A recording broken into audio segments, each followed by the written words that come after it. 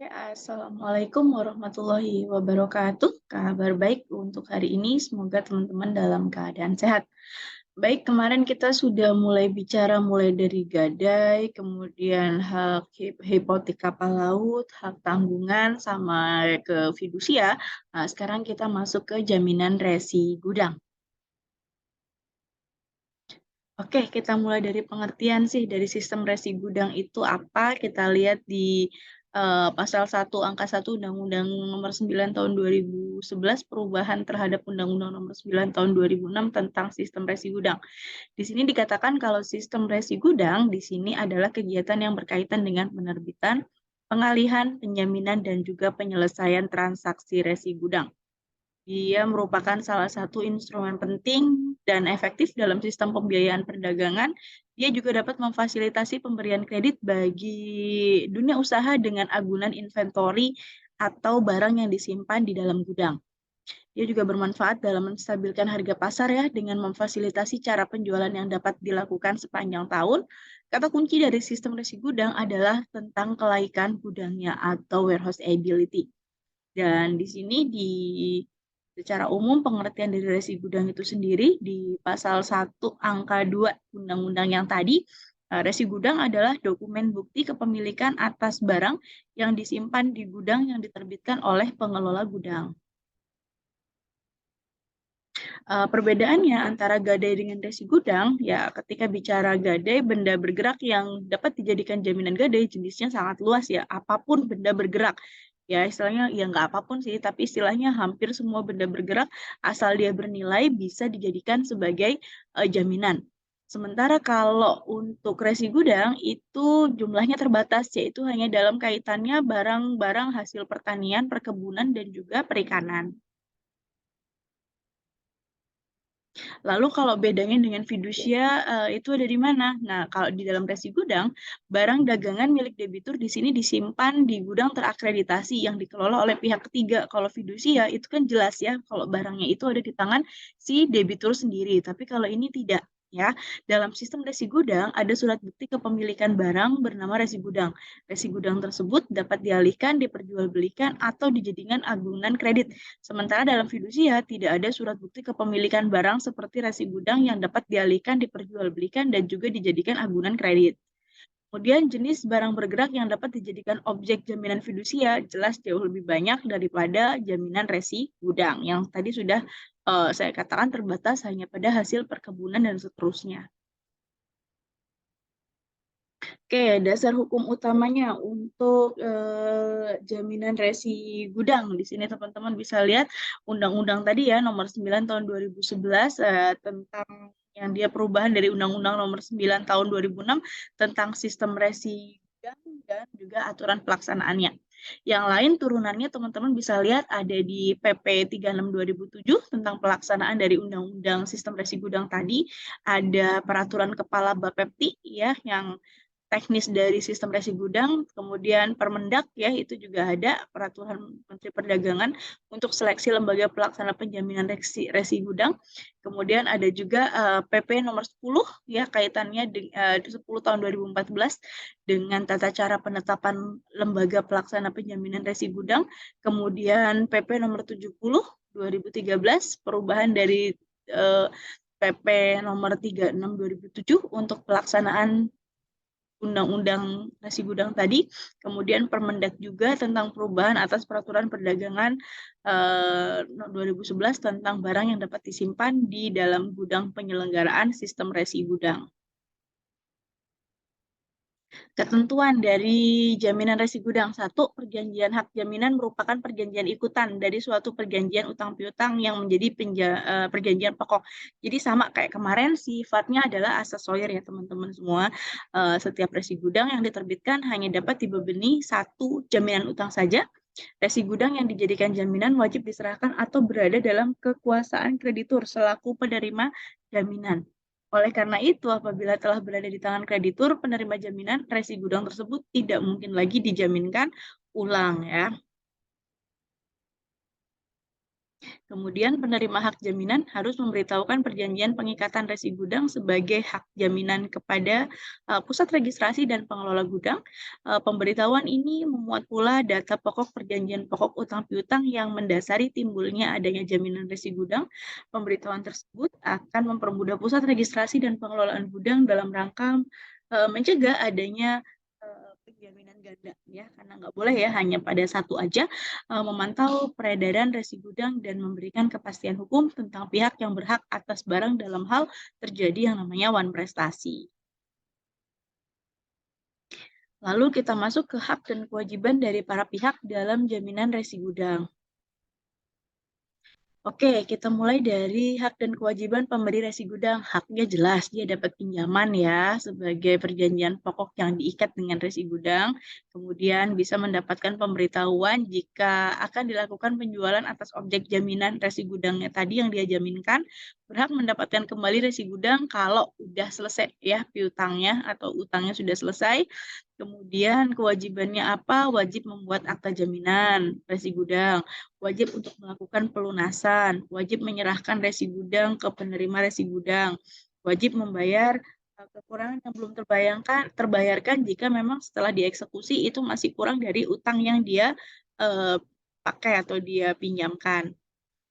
Kemudian hak penerima jaminan resi gudang, ya satu, dia berhak menerima ya sebagai agunan dari piutangnya biar lebih tenang, berhak untuk mendapatkan kedudukan yang diutamakan atau kreditur preferen ya, nantinya kalau dalam kepahilitan berarti nanti juga sebagai kreditur separatis, berhak untuk didahulukan dalam penerima pelunasan piutang dibandingkan kreditur lainnya, tadi berdasarkan jaminan resi gudang, menerima pembayaran sebagai pelunasan utang debitur pastinya berhak menerima dan menguasai jaminan resi gudang, berhak melakukan eksekusi kalau ada wan prestasi yang dilakukan oleh debitur, berhak menjual objek jaminan yang dieksekusi atas kekuasaannya sendiri, berhak untuk mengalihkan piutang yang dijamin dengan jaminan resi gudang dengan memberitahukannya pengalihan tersebut kepada pemberi resi gudang. Penerima resi gudang tidak menanggung kewajiban atas kerugian. Ini yang penting sebagai akibat tindakan atau kelalaian pengelola gudang ya, karena yang mengelola beda lagi. Dalam menyimpan barang yang menjadi objek resi gudang, baik yang timbul dari hubungan kontraktual atau yang timbul dari perbuatan melanggar hukum. Yang di sini menimbulkan kerugian bagi pemberi resi gudang ataupun pihak yang terkait. Kerugian tersebut seringkali menjadi tanggung jawab dari pengelola gudang. Kewajibannya, satu, membuat akta pembebanan jaminan, menerima resi gudang. Penerima resi gudang di sini wajib memberitahukan perjanjian tersebut kepada pusat registrasi dan pengelolaan gudang ya, biar tahu kalau ini barangnya dijaminkan.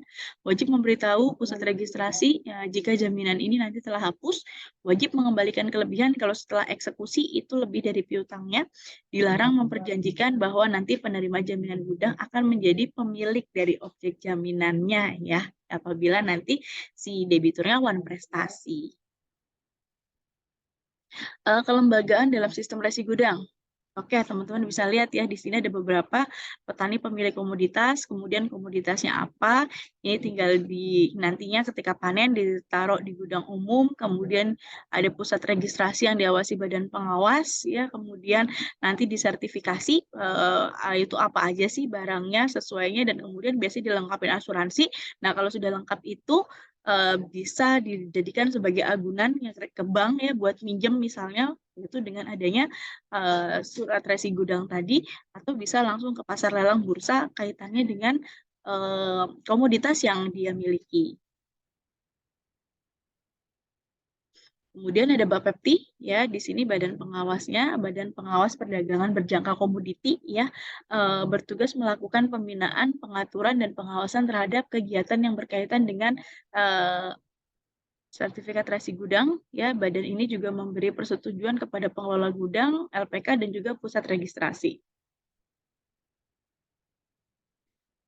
Oke, pengelola resi gudang di sini badan usaha yang menyimpan, menerbitkan resi gudang. Pengelola gudang berbentuk badan usaha berbadan hukum, bergerak khusus di bidang jasa pengelolaan gudang, dan telah mendapatkan persetujuan badan pengawas. Lembaganya antara lain di sini teman-teman bisa lihat ada beberapa PT maupun koperasi ya, karena baik PT maupun koperasi itu sama-sama perusahaan yang memiliki badan hukum. Kemudian LPK, lembaga penilai kesesuaian, satu, melakukan kegiatan penilaian untuk membuktikan bahwa persyaratan tertentu mengenai produk, proses, sistem, dan ataupun personal telah terpenuhi.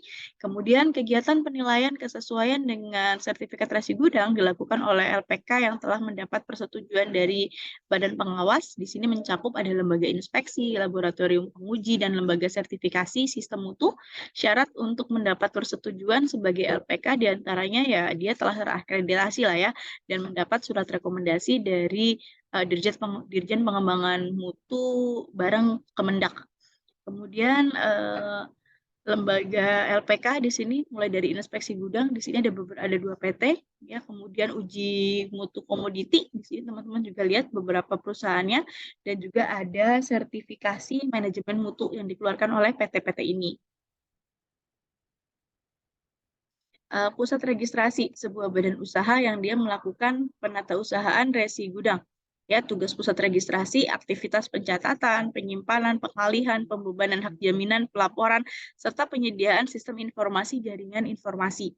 Nah, dokumen permohonan persetujuan sebagai pusat registrasi di sini bisa dilihat di peraturan Kepala Bapepti ya di sini, dan bentuknya adalah PT Persero ya, Clearing Berjangka Indonesia. Lembaga Jaminan Resi Gudang, ya, Lembaga Jaminan Resi Gudang adalah badan hukum Indonesia. Dia menjamin hak dan kepentingan pemegang resi gudang atau penerima hak jaminan terhadap kegagalan, kelalaian, atau ketidakmampuan pengelola gudang dalam melaksanakan kewajiban penyimpanan dan penyerahan barang yang tertera dalam resi gudang. Berdasarkan PP nomor 1 tahun 2016, Perum Jamkrindo telah ditetapkan sebagai lembaga pelaksana penjaminan resi gudang yang fungsinya melindungi hak pemegang resi gudang dan atau juga penerima hak jaminan serta memelihara stabilitas dan integrasi dari sertifikat resi gudang. Barang yang dapat disimpan di gudang dan alur skema sistem resi gudang. Oke, di sini setiap benda bergerak yang dapat disimpan dalam jangka waktu tertentu dan diperdagangkan secara umum. Barang-barang strategis, ya pastinya komoditas unggulan, barang dengan tujuan ekspor dan atau ketahanan pangan, serta paling sedikit dia ada memenuhi 3 persyaratan. Daya simpannya paling enggak 3 bulan ya, kalau kurang dari itu nggak bisa. Ada standar mutu tertentu, ada jumlah minimal barang yang disimpan di dalam gudang tersebut.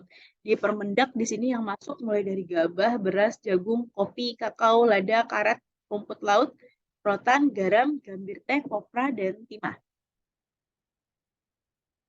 Ya, dari petani, ya, kemudian datang melihat uji mutu dan asuransi, dimasukkan ke gudang ya, yang nanti ada pengelola gudangnya, keluar resi gudang tadi yang bisa dilakukan kalau dia butuh uang, resi ini ya bisa menjadi agunan ya di bank tadi dengan jaminan resi gudang, bisa dijual beli secara langsung di pasar lelang ataupun disimpan aja untuk kepemilikan yang sewaktu-waktu dia bisa melakukan penjualan. Oke, bentuk dan sifat dari resi gudang. Oke, dia hanya dapat diterbitkan oleh pengelola gudang yang telah memperoleh persetujuan badan pengawas. Dia jadi surat berharga ya bahasanya.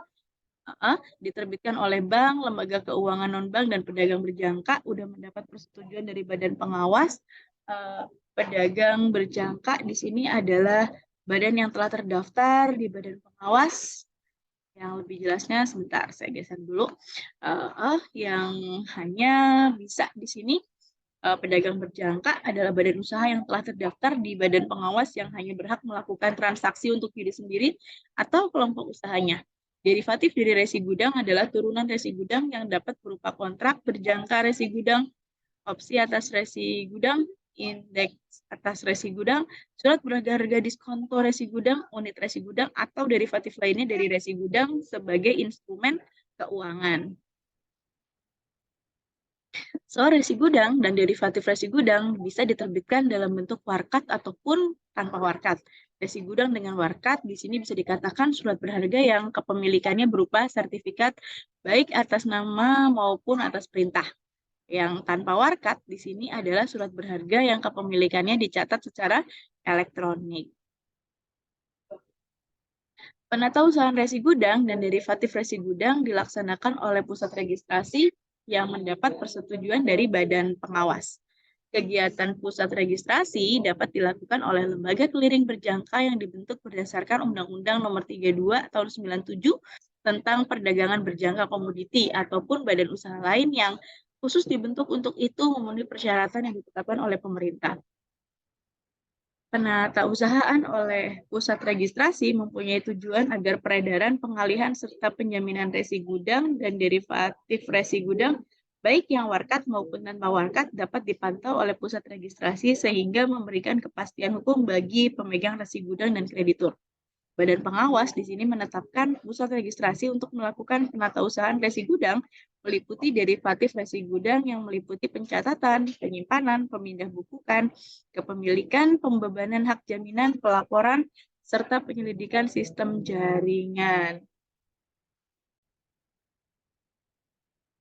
So, Badan Pengawas Penetapan Pusat Registrasi untuk melakukan penatausahaan resi gudang dan derivatif resi gudang yang meliputi mulai dari pencatatan, penyimpanan, pemindahbukukan, dan seterusnya ya. Oke, kita lanjut ke bagian berikutnya. Resi gudang yang atas nama, resi gudang yang mencantumkan nama pihak yang berhak menerima penyerahan barang. Apabila mencantumkan nama pihak yang berhak menerima harus dengan jelas tanpa tambahan apapun. Resi gudang atas perintah, di sini resi gudang yang mencantumkan perintah pihak yang berhak menerima penyerahan barang, dan apabila nama pihak yang berhak menerima disebut dengan jelas dengan tambahan kata-kata atas perintah. Ya. Oke, resi gudang ya dapat dialihkan, dijadikan jaminan utang atau sebagai dokumen penyerahan barang. Sebagai dokumen kepemilikan dapat dijadikan jaminan utang tanpa dipersyaratkan adanya agunan lain karena dia sudah menjadi jaminan ya. Resi gudang harus memuat di sini teman-teman bisa melihat ya. Ada mulai dari judul, resi gudang dan seterusnya secara teknis ini. Kemudian penerbitannya, nah, di sini teman-teman setiap pemilik barang yang menyimpan barang di gudang berhak memperoleh resi gudang. Pengelola gudang menerbitkan resi gudang untuk setiap penyimpanan barang setelah pemilik barang menyerahkan barangnya, ya sesuai dengan sistem resi gudang ya. Kemudian si biaya penerbitan tergantung dari masing-masing pengelola gudang. Ya, biaya penerbitan resi gudang mencakup biaya penyimpanan, pengelolaan komoditas yang dititipkan, dan juga pengujian laboratorium. Dalam hal resi gudang hilang atau rusak, pengelola gudang wajib menerbitkan resi gudang pengganti. Ya, pengelola gudang punya kewajiban untuk menerbitkan resi gudang baru yang memuat penjelasan nomor dan tanggal penerbitan resi gudang yang asli dengan diberi tanda tetap resi gudang pengganti karena cuma bisa dikeluarkan satu kali ya. Permintaan penerbitan resi gudang pengganti harus disertai bukti yang dapat dipertanggungjawabkan secara hukum, dan jika hilang maka yang dimaksud dengan bukti-bukti yang dapat dipertanggungjawabkan antara lain bukti berupa surat keterangan dari instansi berwenang, resi gudang yang hilang atau rusak tidak lagi berlaku setelah diterbitkan si resi penggantinya. Resi gudang pengganti kekuatan hukumnya sama ya dengan resi gudang yang dia gantikan. Pengalihan resi gudang, yang pertama pengalihan resi gudang atas nama dilakukan dengan akta otentik pastinya. Pengalihan resi gudang di sini dilakukan dengan cara endorsement disertai penyerahan resi gudang. Pihak yang mengalihkan resi gudang wajib melaporkan kepada pusat registrasi. Resi gudang yang telah jatuh tempo tidak dapat dialihkan lagi. Resi gudang dan derivatif resi gudang dapat diperdagangkan di bursa atau di luar bursa. Ya, dalam hal resi gudang dan derivatifnya diperdagangkan di bursa, mekanisme transaksinya tunduk pada ketentuan bursa tempat resi gudang tersebut di mana diperdagangkan. Pengalihan resi gudang di sini bisa terjadi karena pewarisan ya, hibah, jual beli ataupun sebab lain yang memang dibenarkan undang-undang, termasuk memilih barang karena pembubaran badan usaha semula merupakan pemegang resi gudang. Perjanjian dari hak jaminan resi gudang, identitas ya yang pasti, data perjanjian pokok yang dijamin apa dengan hak jamin apa, spesifikasi dari resi gudang yang digunakan, nilai jaminan utangnya, serta nilai barang berdasarkan harga pasar pada saat barang masuk ke gudang. Karena kan yang namanya komoditas harga itu fluktuatif ya teman-teman. Pembebanan jaminan resi gudang. Ya, resi gudang berada dalam kekuasaan pihak kedua. Dalam hal ini adalah bank penerima hak jaminan. Bank di sini punya kewajiban memastikan keabsahan dan juga kelengkapan dari resi gudang sebagai objek yang akan dibebani hak jaminan dengan meminta pusat registrasi untuk melakukan verifikasi. Dan atas pembebanan hak jaminan tersebut, bank wajib memberitahukan kepada pusat registrasi dan juga pusat registrasi setelah melakukan verifikasi dengan hasil sesuai persyaratan, menerbitkan konfirmasi bahwa pembebanan hak jaminan tersebut telah ditata usahakan pada pusat registrasi paling enggak 1 hari setelah tanggal perjanjian. Kemudian dalam hal si debitur lalai membayar utangnya, maka di sini bank berhak untuk mencairkan atau menjual resi gudang dengan tata cara sebagaimana diatur dalam perundang-undangan, dan bank di sini juga berhak mengambil hasil penjualan resi gudang tersebut sebagai pembayaran atas seluruh utang debitur kepada bank. Apabila di sini hasilnya lebih gede hasil penjualannya, maka di sini ditambah dengan biaya bunga dan yang lain-lain, maka di sini bisa diambil oleh pihak bank adalah sebesar jaminan yang dimaksud, ya, sehingga terus dikembalikan lagi. Bank sebagai pihak penerima hak jaminan di sini harus memberitahukan kepada pusat registrasi agar dilakukan pencatatan pada buku jaminan pembebanan hak jaminan atas resi gudang. Hapusnya hak jaminan di sini hapusnya utang pokok ya pastinya ya, kalau sudah ada pelunasan atau terjadi perpindahan kreditur, bukti hapusnya utang harus ada keterangan yang dibuat oleh kreditur. Pelepasan hak jaminan oleh penerima hak jaminan, perbuatan hukum yang dilakukan kreditur dengan mengatakan secara tegas tidak menuntut lagi pembayaran utang dari debitur, dan ini berarti kreditur melepaskan haknya dan tidak menghendaki lagi pemenuhan perjanjian yang diadakan debitur dibebaskan dari prestasi yang sebenarnya harus dilakukan. Biasanya masa berlaku di sini resi gudang ya selama masa penyimpanan di gudang ya. Misalnya gabah ya berarti sekitar 3-6 bulan saja. Kemudian yang terakhir bagian eksekusi, ya, pada eksekusi objek hak jaminan atas si gudang tidak dapat dieksekusi berdasarkan titel eksekutorial seperti pada jaminan fidusia, karena hak jaminan atas resi gudang tidak mengandung titel eksekutorial. Pasal 16 di sini tentang perubahan Undang-Undang Nomor 9 2006 tentang resi gudang, ya apabila pemberi hak jaminan cedera janji atau prestasi, penerima hak jaminan punya hak untuk menjual ya, tadi melalui lelang umum atau penjualan langsung, penerima hak jaminan punya hak untuk mengambil pelunasan piutangnya atas hasil penjualannya, ya setelah dikurangi biaya penjualan dan pengelolaan pastinya. Dan penjualan objek jaminan di sini hanya dilakukan atas pengetahuan dari si pemberi jaminan. Penyerahan barangnya dilakukan oleh pengelola gudang kepada pemegang resi gudang pada saat telah jatuh tempo atau atas perintah dari pemegang resi gudang. Pengelola gudang menyerahkan barang kepada pemegang resi gudang terakhir. Yang dimaksud dengan pemegang resi gudang terakhir di sini adalah orang atau pihak yang terakhir tertera namanya dalam resi gudang yang tadi. Dalam hal resi gudang tanpa warkat, pihak terakhir yang dicatat secara elektronik adalah pihak yang berhak menerima penyerahan dari barang tersebut. Oke, kayaknya cuman itu aja untuk kaitannya dengan resi gudang. Teman-teman bisa dipelajari lebih lanjut. Besok kita materi yang terakhir kaitan dengan jaminan perorangan. Begitu ya teman-teman. Terima kasih banyak atas perhatiannya. Wallahul muwaffiq ila aqwamit thoriq. Wassalamualaikum warahmatullahi wabarakatuh.